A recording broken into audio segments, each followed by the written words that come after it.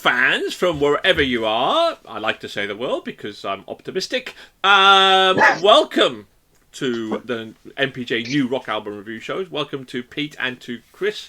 Half the cohort, the others are drunk in a ditch, celebrating the birth of their baby boy, and maybe on holidays. Or maybe all three, who knows. Today, we are reviewing Underoath and A Place After This One. Right, well, it's in your face, so we've got to start with the most in-your-face guy that I know. Pete! Go for it. You what? All right. So I'm familiar with Underoath. I listened to these guys when I was a little emo with dyed black hair, and I was 16 years old, and I was my own worst enemy. Maybe I still am. So yeah, that actually set them on the back foot because I listened to them, and of course we all listen to music, to bands in our teens that if we look back on it now, we're kind of embarrassed by it. Not that that's really the case, but I do get with Underoath, I think back over those days, and I'm like, yeah, that's metal for kids, sort of. So with that prejudice, I turned on this album, listened to the first track, absolutely disliked it. It was like, yeah, here we go, this start of the shit show. But after that, it actually turned. It was a pretty good album. Like, I was really happily surprised by Underoath. Like, it's like, okay, guys, like, apparently you've really grown as a band, or maybe I was just misjudging you based on my own prejudices. I don't know what it is, but yeah, it claps. Like, I liked it. Well done. That was a very interesting insight. I'm just going to read what a little bit of cliff notes from Trish, really. Continue on the positivity. So this band are 100% metalcore screamer, post-hardcore, loud and proud with this album. I really like the track Devil, which showcases versatility of the band, showcases all three genres of rock. As I listened to the album, I got the vibes of the Prodigy. Interesting. Prodigy. I know. She got the vibes of Prodigy. Yeah. Did not get that, but okay. I'll take it. Trish hears things that we don't hear, my friend. Right. She says, alternate reality on times. Who knows? I'm only joking. So far, I've been really... We love her all the same. Yeah, it's a shame she's not here. Really liking her review so far. Good job, Trish. So, that's the positivity over with. Chris. Unfortunately, you are pretty much correct. Yeah. So, as we have discussed several times on the podcast before, I like a balance between my growler and my screamo and everything else in between. This doesn't have that much of the balance. It's so very, very angry. And I kind of have a similar sort of opinion to it with Pete. So I listened to some Underoath back when I was not quite as young as Pete, obviously, back at uni. And some of it I quite liked. That's changed.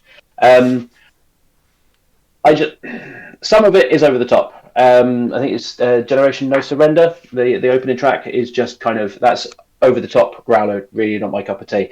There's a couple of others in there that I can pick out that I kind of liked. Loss and Survivor's Guilt are, Loss, especially when you get to the clean lyrics bit, is a great song. Survivor's Guilt is pretty much just a great song anyway. So when it is good, it is very good. Unfortunately, most of the time, it's not. It's almost, when listening to it, it's kind of, you're sat there thinking, oh, this is all right, but when are they going to start with the growler? And it doesn't take long before they do. And so it just kind of becomes I'm now anxious of when it's going to kick in again. And so I couldn't really enjoy it. Wasn't my cup of tea at all, I'm afraid. There's only one place Underoath should be, and that's under the earth, buried 20 foot under the ground, never to see the light of day. There's no redeem factor on this album for me. It's so not my cup of tea. Brilliant performed, brilliant produced, all of that, but really just no redeeming factors at all. And you're right, it just makes me go, skip. I mean, even with Spirit Box, I managed to get through it twice, and because there was some really good clean local vocals on it as well. But this one, I couldn't. I just couldn't. I just absolutely despised it, and that's a bit harsh. I know it's harsh, but I put it in there because there's sometimes when we do put metalcore in, and it accentuates the album rather than dominates it. I quite enjoy it, but this is just not really my cup of tea, and I have no redeeming things to say about it, really, to be honest with you. Sorry. That is part of what we're doing, is that we're reviewing stuff based on our enjoyment of it, and so you don't enjoy it, but it's there for the people that do. I will just say one thing in terms of the redeeming feature for the album. There is a lyric as one of the tracks that takes my potentially lyric of the year, because everyone should kind of, I think, a little bit have this opinion, which is "fuck you, I'm enough." It's just a kind of positive note in an otherwise not that great album. It's just that kind of mindset of I'm enough. This is who I am. Deal with it. I would change my score because of that. As you'll discover. Right. Will it be enough to get into our Hall of Fame? It needs 4 or more to get into our Hall of Fame. Will it be enough? So as I say, I'll start because I changed my score, so it got a half. There we go. Because of that lyric, I'll give it a half. Otherwise, it was just. Wait, you didn't give a 0? I would have given it a 0. Yeah, I would have given it a 0. There was no redeeming. I didn't enjoy it at all. Nothing. There was no redeeming fact. And we rate it about our listening pleasure. We rate the albums about our listening pleasure. I had no pleasure out of this album whatsoever. So we would have got a 0.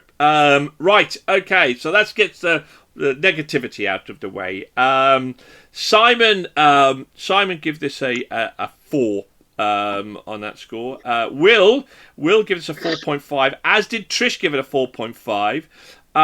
Pete, what did you give it?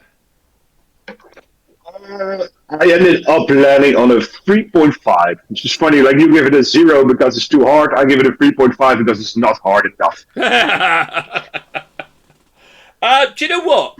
If Chris matches your score, they've done it. They're going to get into the Hall of Fame. If Chris gives them a 3.5, they will get into our Hall of Fame and keep this amazing run going of every album getting into the Hall of Fame. Chris, what did you give Underoath?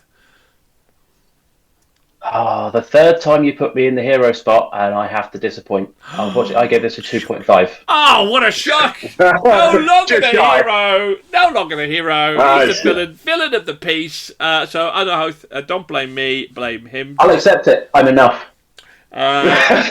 You are. Fuck it. You're enough. Yeah, absolutely. Anyway, my score was dismissed. They never mattered. And they got 93.8, which is still a really, really good score. So 160th in our all-time list of albums that we have reviewed. So pretty damn good. Right. Anyway, do you agree? Do you disagree? Hit the comment section below. Hit the like and subscribe button. What do you think? And if you agree with me, obviously leave a comment. If you don't bother. No, I'm joking.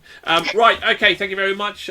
Keep on rocking and keep safe. Goodbye with everybody. Keep rocking. Bye. Cheers.